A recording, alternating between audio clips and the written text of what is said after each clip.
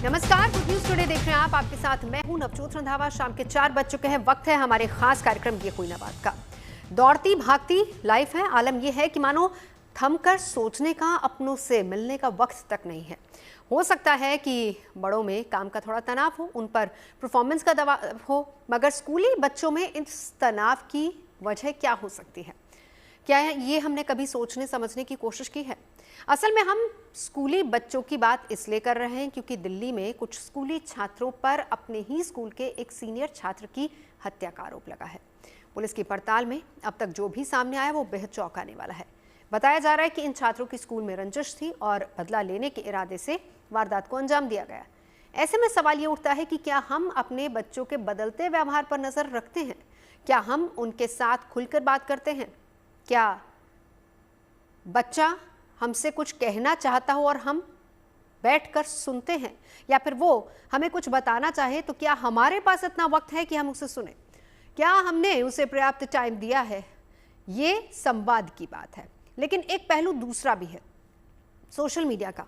क्या पेरेंट्स को पता है कि उनका बच्चा इंटरनेट और मोबाइल पर क्या देख रहा है? आखिर बच्चों को ये हिंसक आइडियाज आते कहां से? ये सब वो सवाल हैं जिनका जवाब हर किसी के लिए बहुत जरूरी है। तो आज इन्हीं सवालों का जवाब तलाशने की कोशिश करेंगे। इस गंभीर मुद्दे पर हम चर्चा करेंगे। खास मेहमान हमारे साथ जुड़ेंगे, लेकिन पहले आपको ये रिपोर्ट दिखाते हैं।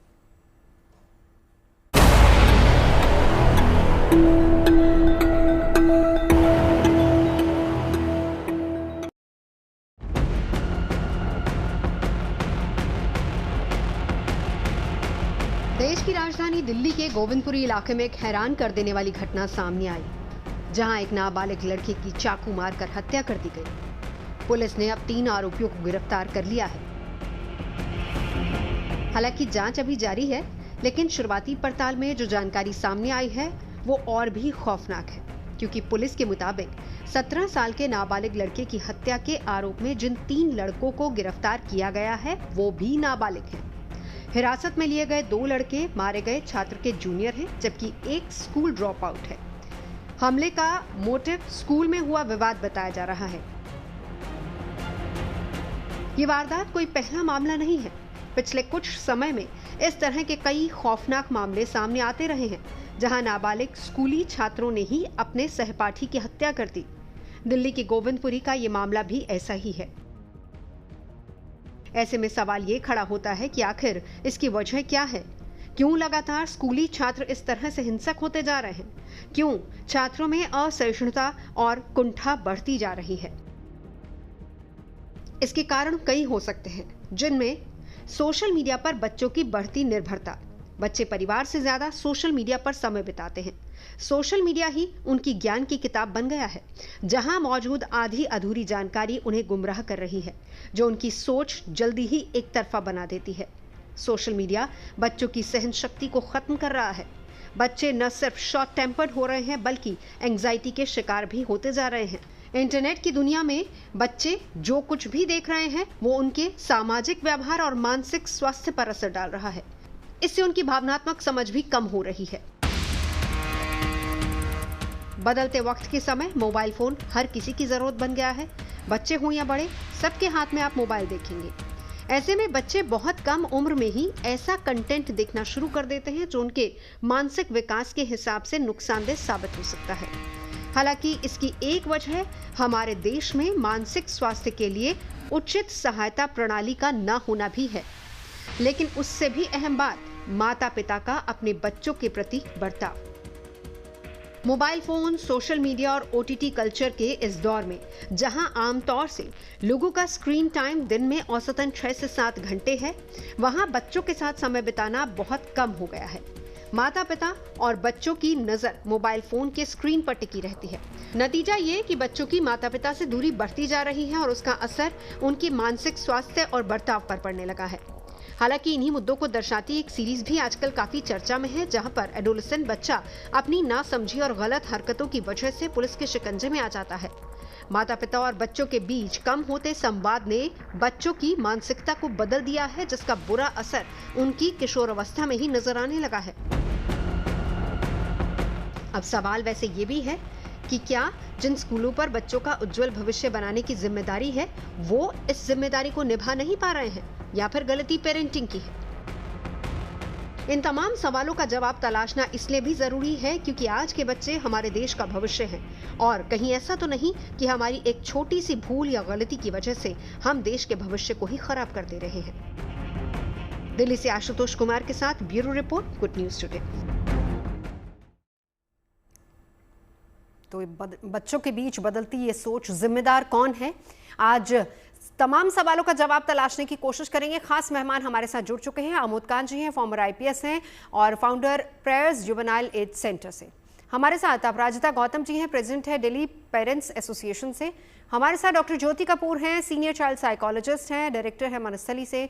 हमारे साथ निपुण जी मौजूद हैं, एजुकेशनिस्ट हैं। क्योंकि जब भी इस तरह की कोई हरकतें या कुछ भी ऐसे मामले सामने आते हैं तो बात सबसे पहले पेरेंट्स पर ही आती है, सवाल पेरेंटिंग को लेकर ही उठते हैं। तो शुरुआत अपराजिता जी आप ही से करना चाहूंगी। हमने अपने आज के इस कार्यक्रम का जो टाइटल दिया है वो है बदलती सोच, जिम्मेदार कौन। पहली बात, आप मानती हैं कि सोच बदल रही है? दूसरी बात, कौन जिम्मेदार? Thank you Navjot. देखिए, मैं 100% मानती हूँ सोच बदल रही है, क्योंकि इस सोच के बदलने के बहुत सारे रीजन में से एक मुख्य रीजन है क्योंकि आज की डेट में अगर हम फैमिलीज की बात करें, जॉइंट फैमिलीज नहीं रह गई हैं, न्यूक्लियर फैमिलीज हो गई हैं। और दूसरा, आज की डेट में बच्चों को पढ़ाने के लिए, अच्छी लाइफस्टाइल को जीने के लिए मदर और फादर दोनों को ही जॉब करनी पड़ती है। तो जिम्मेदारी मैं 100% मानती हूँ पेरेंट्स की ज्यादा बनती है, क्योंकि बच्चा उनका है। यहाँ पर मुझे ऐसा लगता है कि जो गैप है, एक से जनरेशन गैप नहीं है, यहाँ पर हमारी जो बातचीत है वो कहीं ना कहीं बच्चों से टूट चुकी है, जिसकी वजह से हम जो देख रहे हैं आज की डेट में, ये जो हमारे आ रहे हैं समाज में सामने, ये उसके पीछे बहुत बड़ा रीजन है। यानी आपका ये मानना है कि कम्युनिकेशन गैप सबसे बड़ा कारण हो सकता है। अब आपने कहा कि पेरेंट्स की जिम्मेदारी जो भी है वो आपने उस पर अपनी बात रखी, लेकिन अब पेरेंट्स के बाद सबसे बड़ी जिम्मेदारी स्कूल की होती है, क्योंकि बच्चा 8 से 9 घंटे स्कूल में बिताता है। निपुण जी, अब आपके पास आते हुए, क्या सोच बदल रही है? कितना डिफिकल्ट, कितना टफ है आज के बच्चों को हैंडल करना? स्कूल की कितनी बड़ी जिम्मेदारी बन जाती है? नहीं, देखिए, हम एक बात बोलते हैं बचपन से एक बात को कि सोशलाइजेशन होता है किसी भी व्यक्ति का। जो आज हम व्यक्तित्व का निर्माण होता है, सोशलाइजेशन की एक पूरी प्रोसेसिंग होती है, जिसकी शुरुआत पहले माँ से होती है, फिर परिवार के मेंबर, उसका फिर आपका गली मोहल्ला और फिर स्कूल के साथ में आपकी शुरुआत हो जाती है।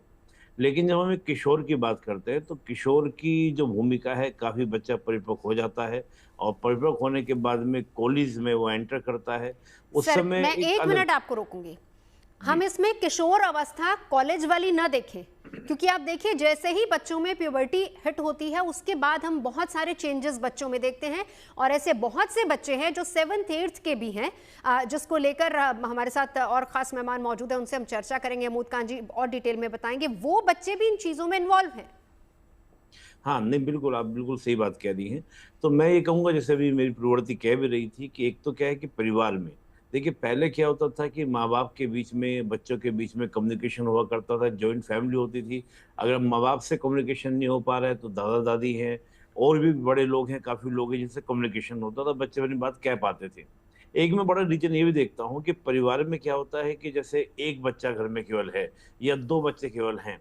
पहले बड़ा परिवार होता था तो जो छोटे भाई बहन हैं वो तो कम से कम बड़े भाई के साथ शेयर कर लेते थे, बड़ी बहन के साथ शेयरिंग कर लेते थे, बड़ा भाई बड़ी बहन उनको वॉच कर लेता था। आज वो भी ऑप्शंस आपके खत्म हो गए हैं।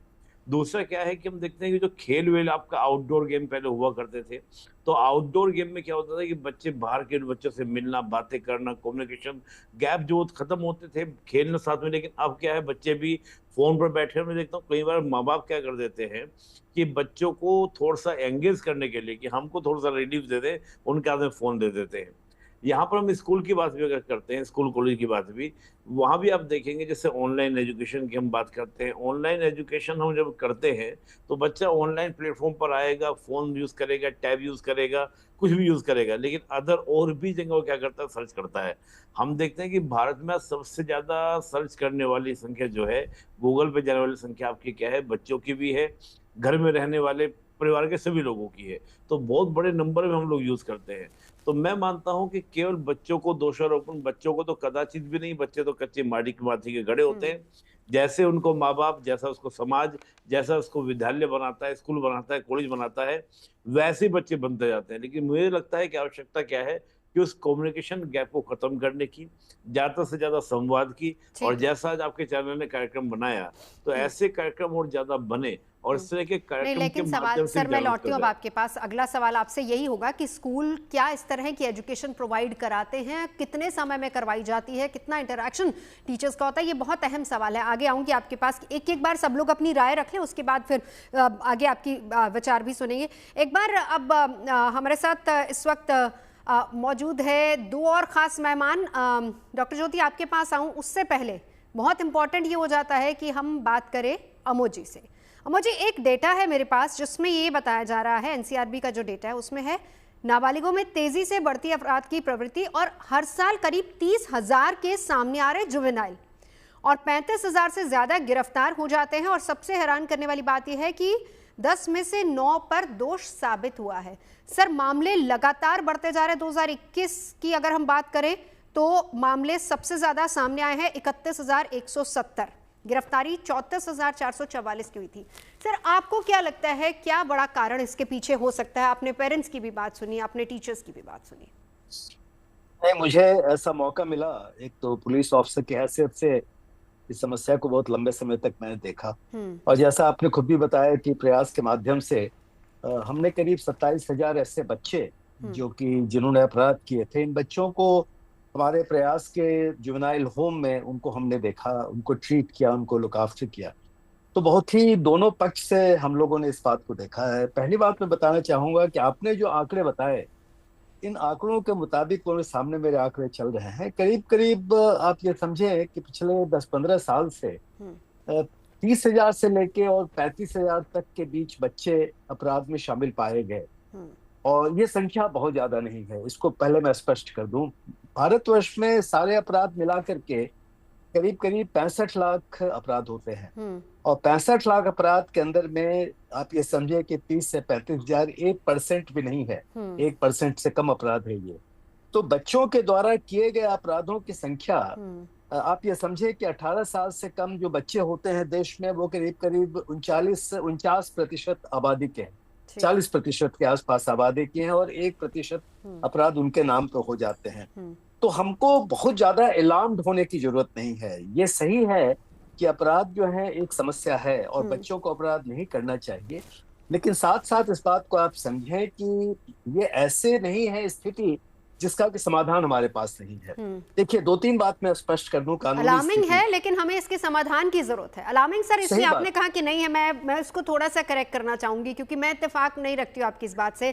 उसका कारण यह है कि इवन अगर सर एक मिनट, एक भी बच्चा अगर इन्वॉल्व है तो हमें सोचने की जरूरत है। और ऐसे समय में जब हमारी शुरुआत इस बात से हुई है कि पेरेंट्स के पास समय नहीं है, और दोनों पैनलिस्ट ने कहा कि संवाद की कमी है और इंटरनेट की दुनिया में बढ़ती जा रही है चीजें। सर, हम इन बच्चों को, मैं इसलिए कह रहा हूँ अलार्मिंग का मतलब यह है, अलार्मिंग तो खैर जाहिर है कि बच्चों का अपराध में शामिल होना ही नहीं चाहिए। एक भी अपराध बच्चे करें तो अलार्मिंग ही मान के चलेंगे। लेकिन चूंकि इस बात की चर्चा हो रही है, इस बात को हम ये समझें कि ये जो पूरी की पूरी संख्या अपराधों की है, juvenile justice care and protection act 2015, इसके अंदर हम बच्चों को डील करते हैं। भारतवर्ष में या पूरे देश में इस कानून के अंदर 2 किस्म के बच्चे होते हैं, child in need of care and protection and child in conflict with law. वो बच्चे जिनको सहायता संरक्षण की आवश्यकता है। आपको मैं स्पष्ट करूं कि ये जो बच्चे अपराध में शामिल होते हैं, हम लोग बड़ी इसकी डीप एनालिसिस करते हैं और इसकी एनालिसिस करके ये लगता है कि सबसे बड़ी संख्या में वही बच्चे अपराध में शामिल होते हैं जिन बच्चों के जीवन में सामाजिक आर्थिक समस्याएं हैं, पारिवारिक समस्याएं हैं, गरीबी है। गरीबी के अलावा वो स्थिति है जहां अपराध पनपते हैं, स्लम एरियाज में है या किसी मलिन बस्तियों में है या ऐसी जगहों पे हैं, ऐसे परिवार में है जहां पे उनके जीवन में काफी कमियां हैं। इस बात को समझे, हम इसकी एक फैंसी डेफिनेशन ना दें। ये जितनी बातें बताई गई अब तक, आपने बताया कारणों के बारे में, जो हमारे साथ लोग बैठे हैं उन्होंने बताया कारणों की बातें में, ये सभी कारण सही हैं। लेकिन इसके साथ ये भी सही है कि स्थितियां यानी अपराध जनिक स्थितियां, क्राइमोजेनिक कंडीशंस जो होते हैं उसके अंदर अपराध पलते हैं। और बच्चों की देख रेख नहीं करना, ये सारी बात सही है जो आप कह रहे हैं, मैं उससे इत्तेफाक रखता हूँ। सर कोई एज आप बता पाएंगे जितने केसेस आपने डील किए हैं? मैं वही बता रहा हूँ आपको। देखिए ऐसा है, आपको पता है कि निर्भया केस के बाद, यानी 2013 के बाद 2015 में कानून में परिवर्तन आया। कानून में जो परिवर्तन आया वो ये था कि 16 साल से लेकर 18 साल तक के समय, इस पीरियड में सबसे अधिक संख्या में बच्चे अपराध में शामिल होते हैं, सबसे बड़ी संख्या में अपराध में शामिल होते हैं। इस पीरियड में अगर कोई बच्चा हीनस ऑफेंस पे शामिल होता है, हीनस ऑफेंस की परिभाषा जो है वो ये है जिसमें कि सजा 7 साल से ज्यादा है, उसको हीनस ऑफेंस कहते हैं। और अगर 7 साल से ज्यादा सजा वाले में बच्चे अपराध में, जैसे कि ये जिसकी आप चर्चा कर रहे हैं, इसमें सजा 7 साल से ज्यादा है, ऐसे जो हीनस ऑफेंसेस हैं उसमें अगर बच्चा शामिल होता है तो जुवेनाइल जस्टिस बोर्ड जो उन बच्चों को डील करता है कानूनी तौर पे, जो बच्चों का कोर्ट होता है, जुवेनाइल जस्टिस बोर्ड ये फैसला कर सकता है कि इन बच्चों, किसी खास बच्चे को हम लोग एडल्ट के तौर पे ट्रीट करें, एडल्ट के तौर पे ट्रीट करके, और चिल्ड्रंस कोर्ट में या सेशंस कोर्ट में उस बच्चों की ट्रायल हो सकती है। अदरवाइज बच्चों की ट्रायल नहीं होती है। देखिए 2-3 बात मैं स्पष्ट कर दूं यहाँ के लोगों को। देखिए एक तो बच्चों के बारे में इन्वेस्टिगेशन नहीं, इंक्वायरी होती है, बच्चों को गिरफ्तार नहीं किया जाता है, बच्चों को अप्रहेंड किया जाता है, बच्चों को जेल में नहीं डाला जाता है, बच्चों को लॉकअप नहीं डाला जाता है, बच्चों को हथकड़ी नहीं रखते हैं, और बच्चों को एक अलग जुवेनाइल जस्टिस सिस्टम उसको बच्चों को डील किया जाता है, जो सही है। बिल्कुल। इन तमाम चीजों को देखते हुए मैं आपकी हर बात को मान रहा हूँ, साथ में ये कह रहा हूँ कि इतनी बड़ी संख्या में बच्चे अपराध भारत में नहीं करते हैं कि उनको हम डील नहीं कर सकते। बिल्कुल डील कर सकते हैं, लेकिन हम कोशिश आज इस कार्यक्रम को करने की सर कोशिश हमारी यही है कि एक भी बच्चा इस तरह की प्रवृत्ति का शिकार ना हो और इस तरह की चीजों में इंडल्ज ना हो। बच्चों का काम पढ़ना, पढ़ाई लिखाई करना, और हमारी जिम्मेदारी बनती है कि हम उनको सही ट्रैक पर ले जाएं, देश का भविष्य है वो। डॉक्टर ज्योति, बहुत से केसेस आपने भी देखे होंगे, आपके पास भी बहुत सारे केसेस आते होंगे, बदलाव कैसा आया है, क्यों ये सोच बदल रही है? नवजोत, सबसे पहले तो मैं ये कहना चाहूंगी कि डेफिनेटली बच्चों में वायलेंस और अग्रेशन बढ़ रही है, इसमें कोई दो राय नहीं है, और ये एक अलार्मिंग ट्रेंड है, चाहे हम इसे स्टैटिस्टिकली जस्टिफाई करने की कोशिश करें या ना करें। देखिए, जो एक चीज कहते हैं इमोशनल रेगुलेशन या इम्पल्स कंट्रोल बिहेवियर, जब भी कोई व्यक्ति पैदा होता है उसके अंदर एक इम्पल्सिविटी होती है, इड बोलते हैं जिसको, और वो इड होती है जो कि इमोशनली ड्रिवन होती है। आपको कहीं घबराहट होती है, कहीं डर लगता है, तो आपने रिएक्ट करना है। इट्स अ स्ट्रेस रिस्पॉन्स जिसमें फ्लाइट और फाइट रिस्पॉन्स होता है। नॉर्मली बच्चों का जो रिस्पॉन्स होता है, बहुत यंग चिल्ड्रन का, वो अवॉइडेंस का होता है, फ्लाइट रिस्पॉन्स होता है। लेकिन अगर बच्चा नहीं भाग पाता उस सिचुएशन से, तो वो फिर वो अपने को प्रोटेक्ट करने के लिए एग्रेसिव भी होता है। तो ये होती है एग्रेशन। जिस तरह का ट्रेंड हम देख रहे हैं, आपने एनसीआरबी का डाटा लिया, ग्लोबली एक और डेटा है जो कि ये बता रहा है कि जब से सोशल मीडिया का यूज बढ़ा है, जुवेनाइल डेलिंक्वेंसी का रेट भी बढ़ रहा है। साथ के साथ हमें ये भी जानने की जरूरत है कि एग्रेशन और वायलेंस तो डिफरेंट चीजें हैं। एग्रेशन होती है जब आप अपने आप को, आप किसी को ओवर पावर करने के लिए आप एग्रेशन यूज करते, तो वो एग्रेशन एनिमल्स में भी देखा जाता है, वो ह्यूमंस में भी देखा जाता है, और वो एक तरह का सोशल कम्युनिकेशन वाला बिहेवियर है। लेकिन जब वो वायलेंस में कन्वर्ट होता है, तो वायलेंस होता है there is an intention to harm, आप नुकसान पहुंचाना चाह रहे हो। और सोशल लर्निंग थ्योरी के हिसाब से ये माना गया है कि ये वायलेंस जो है ये लर्न होती है। आप जितना आप अपने आसपास में वायलेंस देखते हो, जितना आप अपने आसपास में ये देखते हो कि डोमेस्टिक वायलेंस हो रहा है या अब्यूज हो रहा है, या आजकल हम गेमिंग में वायलेंस देख रहे हैं, हम सोशल मीडिया पे वायलेंस देख रहे हैं, उतना हमारी जो सेंसिटिविटी है वायलेंस के तरफ, जो इमोशनल सेंसिटिविटी है, वो रिड्यूस होती चली जाती है और वो चीज एक्सेप्टेबल होती चली जाती है। यानी जो हम देख रहे हैं वो कहीं ना कहीं माइंड पर असर कर रहा है। एक बार डॉक्टर ज्योति, एक सवाल आपसे और करना चाहूंगी, क्योंकि अभी निपुण जी ने इस बात का जिक्र किया था कि बच्चों का जो दायरा है, सोशल सर्कल है, वो सोशल मीडिया तक सीमित रह गया है, बच्चे आपस में संवाद नहीं करते, पेरेंट्स का बच्चों के साथ संवाद कम हो गया है। लेकिन इस केस की अगर हम बात करें, स्कूल जाते थे बच्चे, स्कूल में उनकी नहीं बनती थी, स्कूल में ऐसे बहुत से बच्चे होते हैं, अलग अलग ग्रुप्स बने होते हैं, बहुत सारे ऐसे बच्चे होते हैं जिनकी आपस में नहीं बनती, लेकिन वो एग्रेशन 17 साल के बच्चे पर इतना ज्यादा असर डाला कि उसने चाकू से उसको गोद दिया, यहाँ तक वो सोच सकते हैं। स्कूल में तो संवाद होता है, ठीक है, आपकी किसी से नहीं बनती, किसी ग्रुप से नहीं बनती, तो आपका अपना भी एक ग्रुप होता है, आप उसमें बातचीत करते हैं, लेकिन वो रिवेंज के तौर पर सामने आएगा, ये शायद नया मामला है। हालांकि ऐसे कई मामले सामने आ चुके हैं पहले भी। राइट नवजोत, देखिए इसमें दो चीजें हैं। एक कि मुझे इतना गुस्सा आया कि मैं किसी को हार्म करूं, मतलब जो एक नेचुरल टेंडेंसी है किसी को हार्म ना करने की, जो हमें सिखाया बताया जाता है, उसको ओवर पावर कर गई।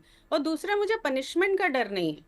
आई एम नॉट अफ्रेड कि इसके क्या कॉन्सिक्वेंसेज होंगे, बिकॉज कॉन्सिक्वेंसेज भी बहुत जरूरी होते हैं। तो जो हमारा सोशल इंटरेक्शन है, एक तरफ ये है कि हमारा 1-to-1 इंटरेक्शन अपने टीचर से, अपने बड़े लोगों से, जो गाइडेंस वाला इंटरेक्शन है वो कम हो रहा है, लेकिन दूसरी तरफ हमारा social interaction on social media बढ़ गया है, और इतना बढ़ गया है कि उस पर कोई रोक टोक नहीं। आप वो चीजें देख रहे हो जो आपके मानसिक आयु के लिए, समझने के लिए भी पॉसिबल नहीं है। हम एक प्री फ्रंटल कॉर्टेक्स की बात करते हैं, आजकल बहुत ज्यादा बात होती है। अगर हम बायोलॉजिकली देखें तो आपका इमोशनल जो ब्रेन है, दैट इज एमिगडाला, जो कि बचपन में एक्टिव है, बिकॉज आपका प्राइमल सर्वाइवल मोड चल रहा है, फ्लाइट और फाइट चल रहा है। लेकिन आप के डिसीजन मेकिंग कैपेसिटी है जो वो प्री फ्रंटल कॉर्टेक्स पे डिपेंड करती है, जो कि 25 साल तक जाके डेवलप होता है। तो एडोलेसेंट में जब आपका एमिगडाला आपका प्रोमिनेंट हो रहा है, आप पे प्री फ्रंटल कॉर्टेक्स का कंट्रोल नहीं है, तो उस समय हमें बाहरी कंट्रोल चाहिए होता है, एक्सटर्नल गाइडेंस चाहिए होती है। वो एक्सटर्नल गाइडेंस डेफिनेटली आज की डेट में कम होती चली जा रही है। पोलराइज्ड व्यूज ज्यादा है, बिकॉज सोशल मीडिया यूज की वजह से आप एक ही चीज को बार बार देखते हो। और फाइनली एक और इम्पोर्टेंट पॉइंट, सब्सटेंस अब्यूज, जो नशे की आदतें हैं वो बहुत यंगर एज ग्रुप में आजकल दिखती जा रही हैं, वो भी आपको बायोलॉजिकली इंपल्सिव बनाती है। ठीक है, एक बार एक छोटा सा कमेंट, जो बात डॉक्टर ज्योति ने कही है, अमोद जी आप सहमत हैं इन तमाम बातों से जो बात डॉक्टर ज्योति ने कारण गिनवाए हैं?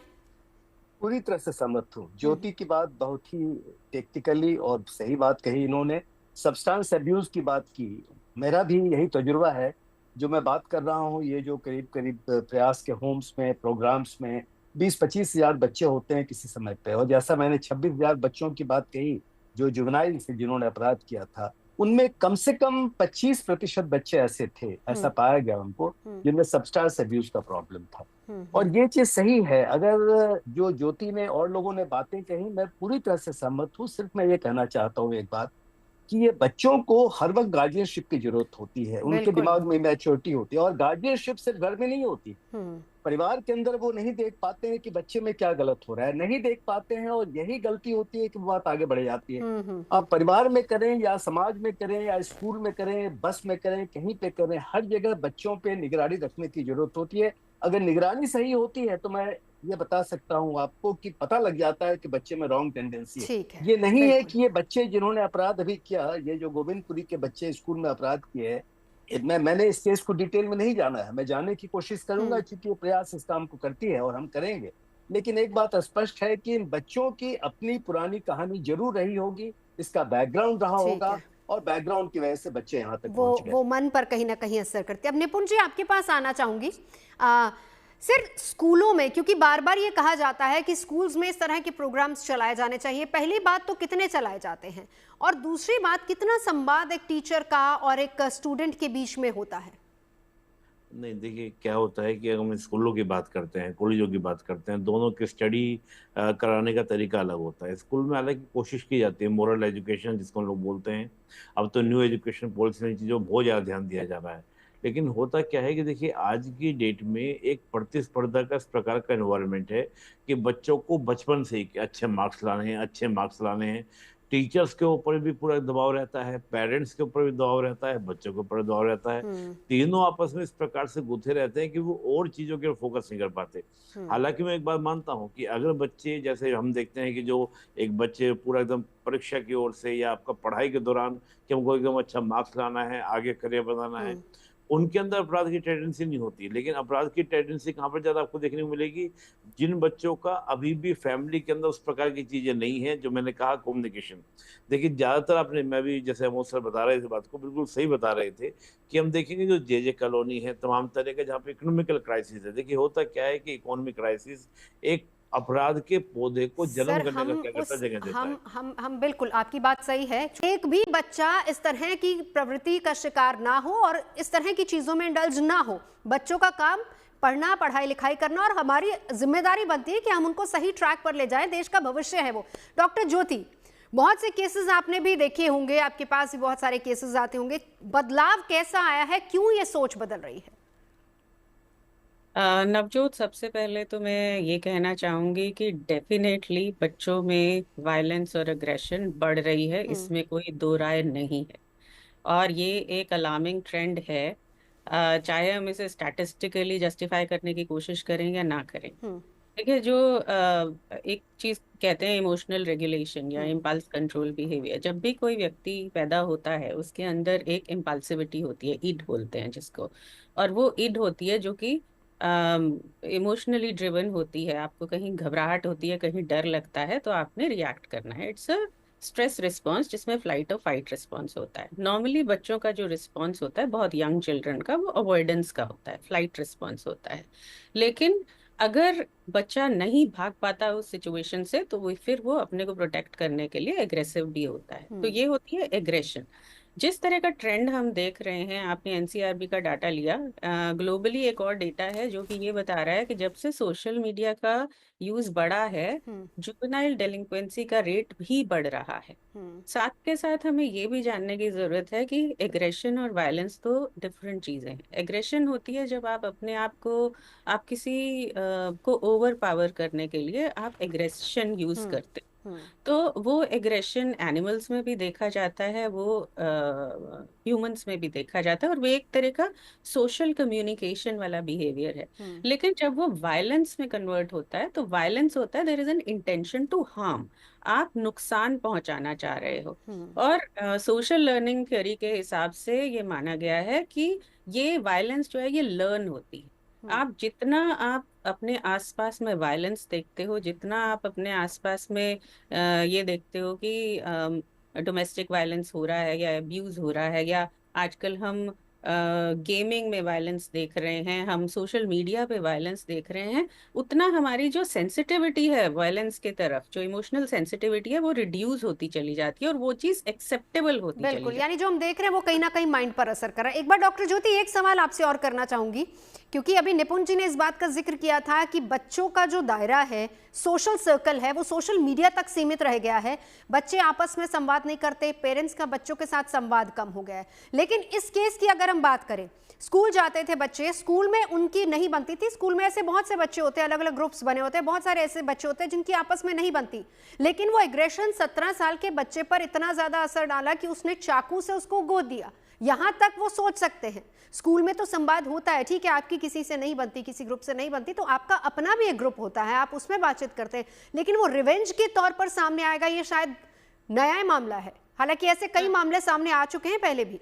राइट नवजोत, देखिए इसमें दो चीजें हैं। एक कि मुझे इतना गुस्सा आया कि मैं किसी को हार्म करूं, मतलब जो एक नेचुरल टेंडेंसी है किसी को हार्म ना करने की, जो हमें सिखाया बताया जाता है, उसको ओवर पावर कर गई। और दूसरा, मुझे पनिशमेंट का डर नहीं है। आई एम नॉट अफ्रेड कि इसके क्या कॉन्सिक्वेंसेज होंगे, बिकॉज कॉन्सिक्वेंसेज भी बहुत जरूरी होते हैं। तो जो हमारा सोशल इंटरेक्शन है, एक तरफ ये है कि हमारा 1-to-1 इंटरेक्शन अपने टीचर से, अपने बड़े लोगों से, जो गाइडेंस वाला इंटरेक्शन है वो कम हो रहा है। लेकिन दूसरी तरफ हमारा social interaction on social media बढ़ गया है, और इतना बढ़ गया है कि उस पर कोई रोक टोक नहीं।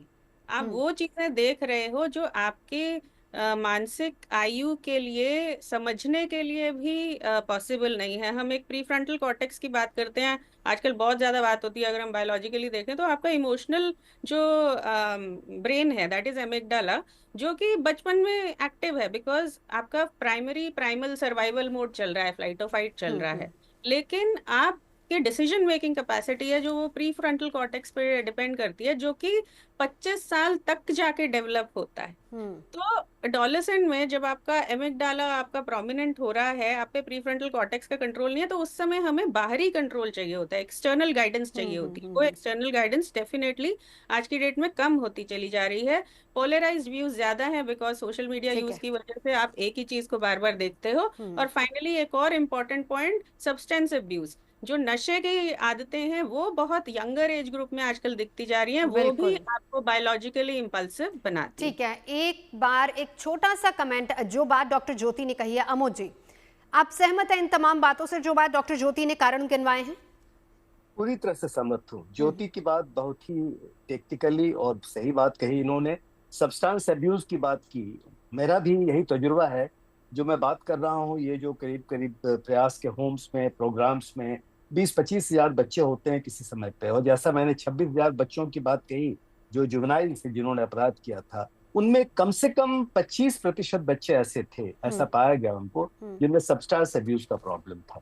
और ये चीज सही है। अगर जो ज्योति ने और लोगों ने बातें कही, मैं पूरी तरह से सहमत हूँ। सिर्फ मैं ये कहना चाहता हूँ एक बात, कि ये बच्चों को हर वक्त गार्जियनशिप की जरूरत होती है, उनके दिमाग में मैच्योरिटी होती है, और गार्जियनशिप सिर्फ घर में नहीं होती, परिवार के अंदर वो नहीं देख पाते हैं कि बच्चे में क्या गलत हो रहा है, नहीं देख पाते हैं, और यही गलती होती है कि बात आगे बढ़ जाती है। आप परिवार में करें या समाज में करें या स्कूल में करें, बस में करें, कहीं पे करें, हर जगह बच्चों पे निगरानी रखने की जरूरत होती है। अगर निगरानी सही होती है तो मैं ये बता सकता हूँ आपको कि पता लग जाता है कि बच्चे में रॉन्ग टेंडेंसी है। ये नहीं है कि ये बच्चे जिन्होंने अपराध अभी किया, ये जो गोविंदपुरी के बच्चे स्कूल में अपराध किए, मैंने इस केस को डिटेल में नहीं जाना है, मैं जानने की कोशिश करूंगा क्योंकि ये प्रयास इस काम को करती है और हम करेंगे।